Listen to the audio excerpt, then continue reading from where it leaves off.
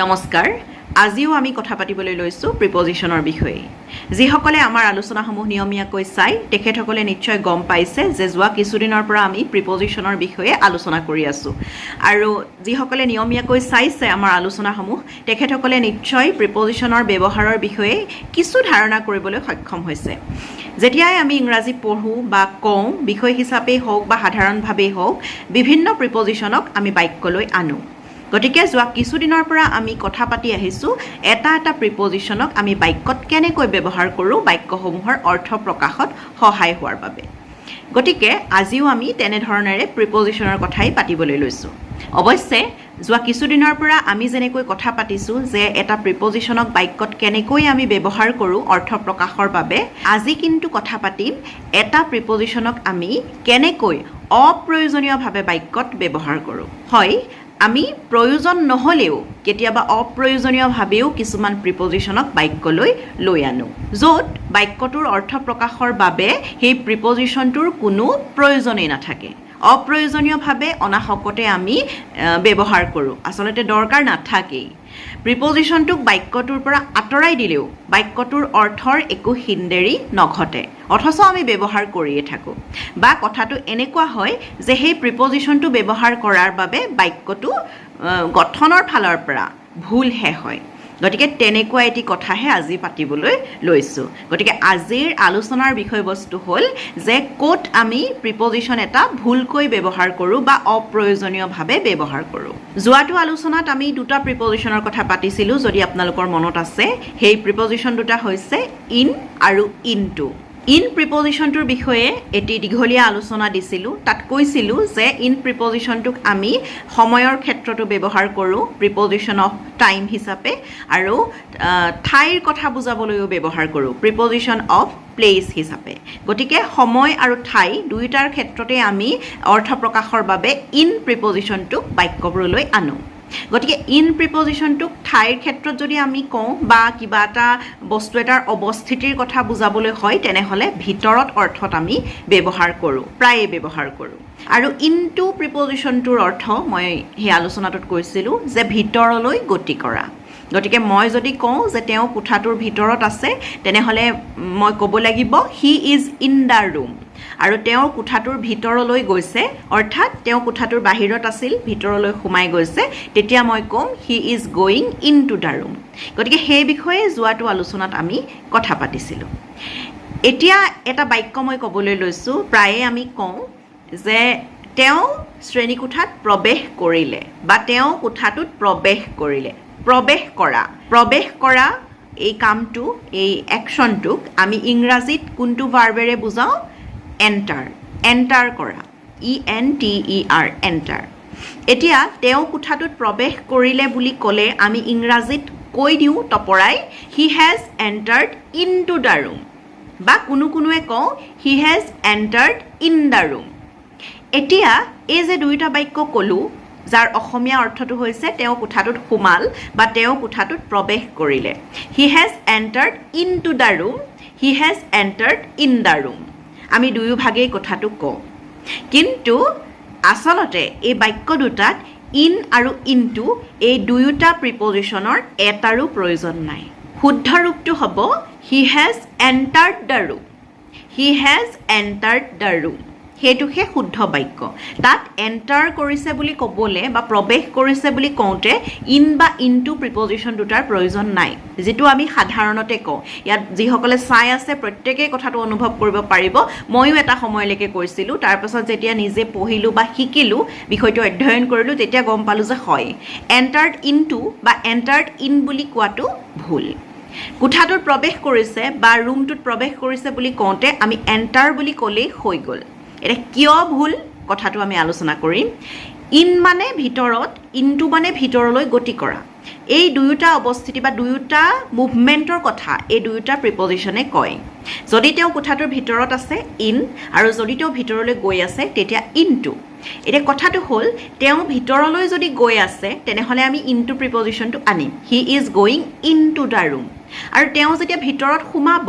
তেওঁ ভিতৰ যেতিয়া পাই যাব তেতিয়া তেওঁ কোঠাটোৰ ভিতৰত থাকিব তেতিয়া আমি তেওঁৰ অৱস্থিতিটোৰ কথা ক'বলৈ ক'ম he is in the room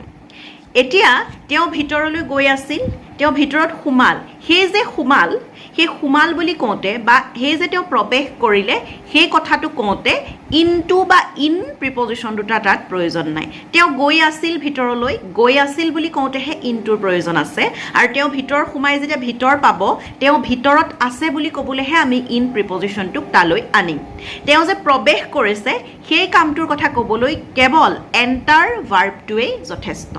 he has entered the room he has entered the house গতিকে তেনেকুৱা ধৰণেৰে আমি কিন্তু সচৰাচৰ এটা সময়লৈকে মই কৈছোঁ ময়ো কৈছিলোঁ হি has entered into the room he has entered into the house he has entered in the room বহুতেই কওঁ এতিয়াও কওঁ কেতিয়াবা কথা কওঁতে মোৰ এতিয়াও আহি যায় যদিও জানো ভুল তথাপি আহি যায় অভ্যাস এটা হৈয়ে গৈছিলে গতিকে এণ্টাৰ ইনটু বা এণ্টাৰ ইন বুলি কোৱাৰ প্ৰয়োজন নাই he entered the class he entered the room যদি কৈছোঁ তেওঁ শ্ৰেণীকোঠাত সোমাল তেওঁ সোমাইছে বা এইমাত্ৰ সোমালে হি has entered the classroom he has entered the room he has entered the house in বা ইনটোৰ তাত প্ৰয়োজন নাই যদি কওঁ যে তেওঁ বিদ্যালয়ত সোমাল হি হেজ এণ্টাৰ্ড দ্য স্কুল গতিকে যিসকলে আমি ইন বা ইনটো লগাই দিছিলোঁ সেইটো বাক্য ক'বলৈ আজিৰ পৰা আমি ক'ম যদি কোনোবা এজন কোঠাটোত সোমাইছে বুলি ক'বলগীয়া হয় বা সোমালে বুলি ক'বলগীয়া হয় হি has entered the room he entered the room এতিয়া প্ৰশ্ন এটা আহিব যে এণ্টাৰ ইনটু বুলি ক'ব পৰা হয় নে নহয় সেইটো এটা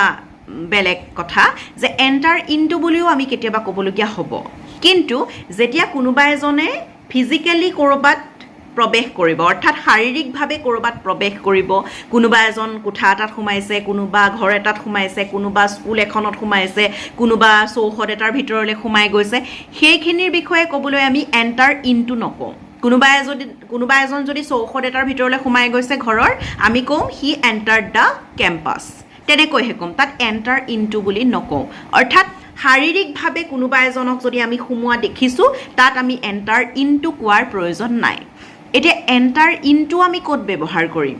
যেতিয়া কোনোবা দুজন মানুহে বা কোনোবা দুটা পক্ষই কোনোবা এটা চুক্তি কৰিব চুক্তিত সোমাব কোনোবা দুজন কিবা এটা সম্পৰ্কত সোমাব কোনোবা দুজন কিবা এটা কথাৰ মাজত সোমাব কিবা এটা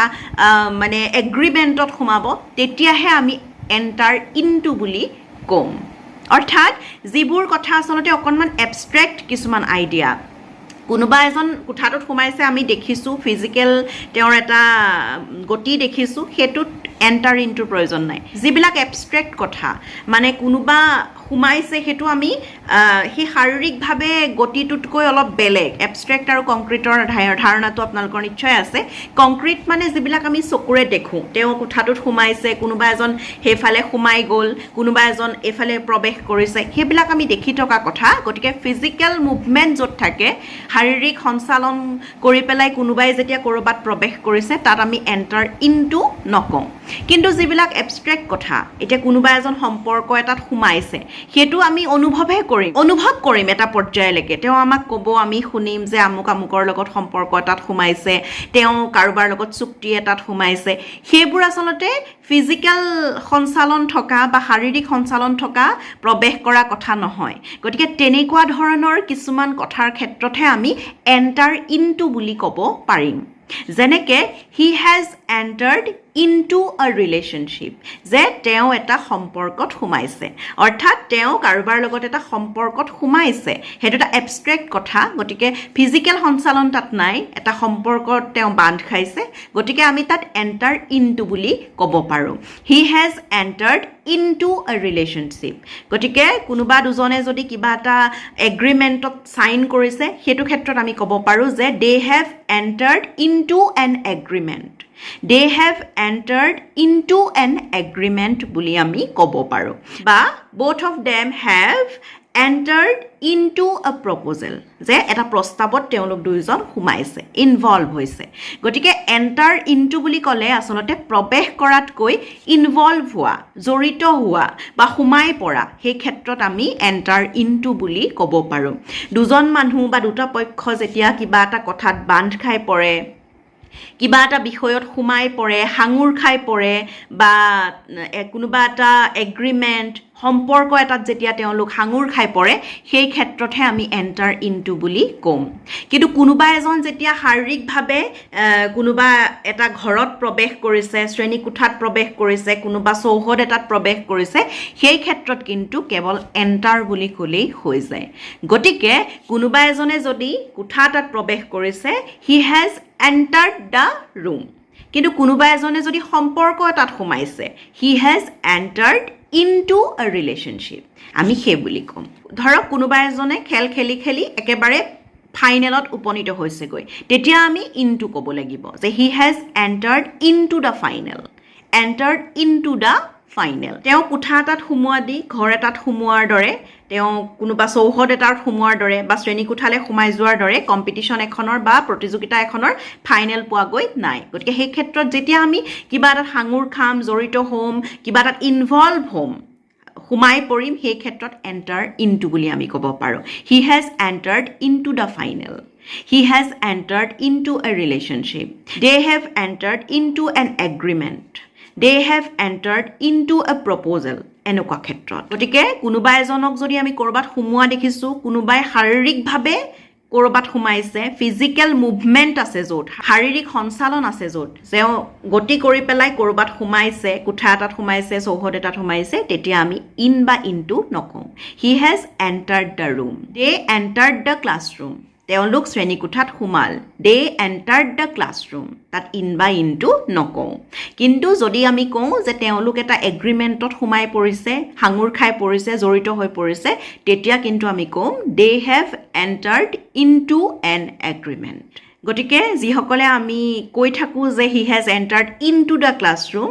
আজিৰ পৰা কেৱল এণ্টাৰ বুলি ক'ম he entered the classroom he has entered the classroom এনেকুৱা ধৰণেৰে আৰু যদি আমি কিবা এটা নতুন সম্পৰ্ক এটাত সোমাইছোঁ কিবা এগ্ৰিমেণ্ট এটাত সোমাইছোঁ তেতিয়া কিন্তু আমি এণ্টাৰ ইনটু বুলি ক'ম গতিকে এনেকুৱা ধৰণেৰে আচলতে আমি